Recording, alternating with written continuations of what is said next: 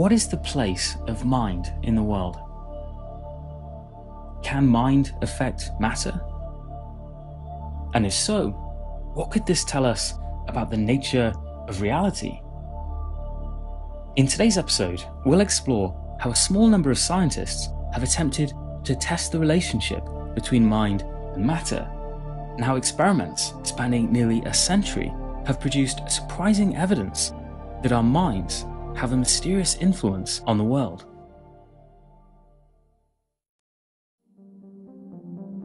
The first studies, led by J.B. Rhine in the 1930s, were basic by today's standards. They investigated to see if people could influence the outcomes of simple events like dice throws or coin flips using no more than their directed mental intention.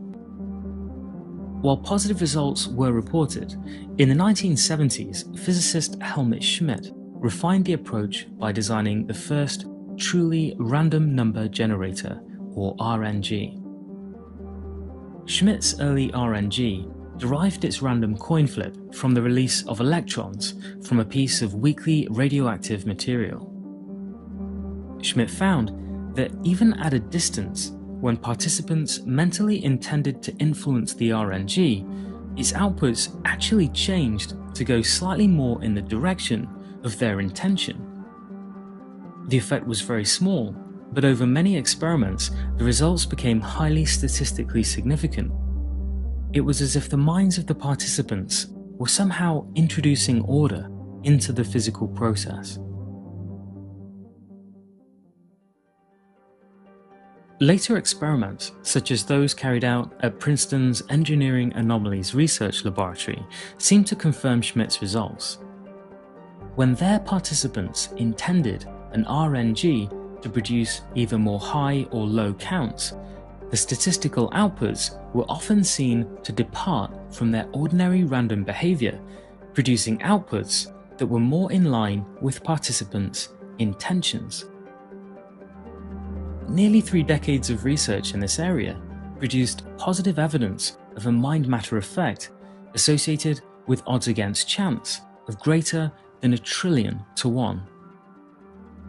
Other experiments, such as those carried out by researchers at the Institute of Noetic Sciences, not only supported previous findings in this area, they found that sudden changes in mental states and shared emotions also seemed to influence RNGs.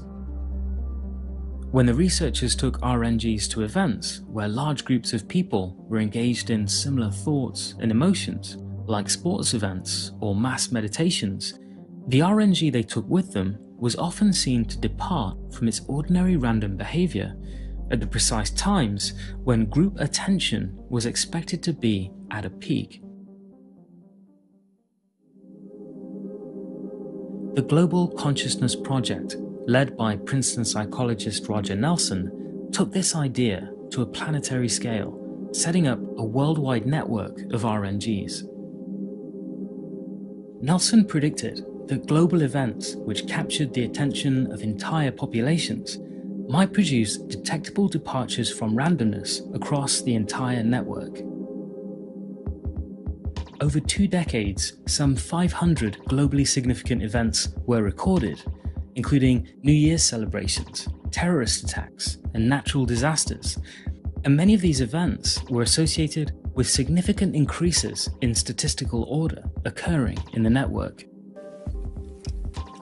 Together, the likelihood that these results are due to chance is now also reported to be less than 1,000,000,000 to 1.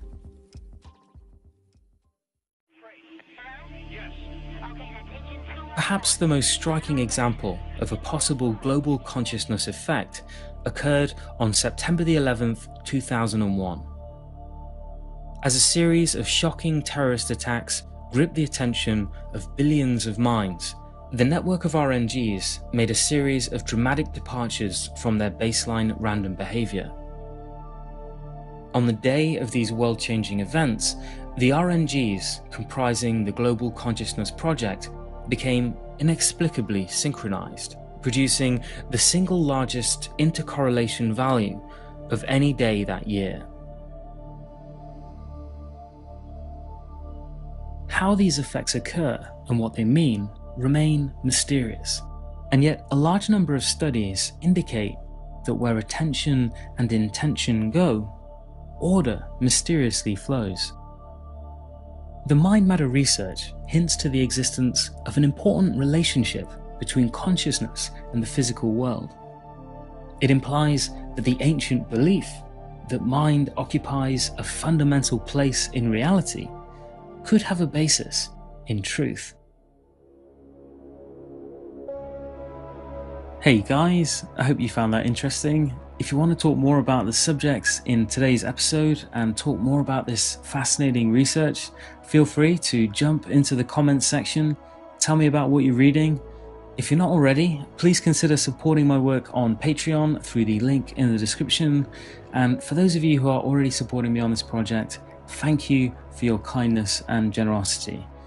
Okay, my friends, I will see you next time for more episodes of Waking Cosmos, exploring the nature of consciousness, reality, and life's place in the universe.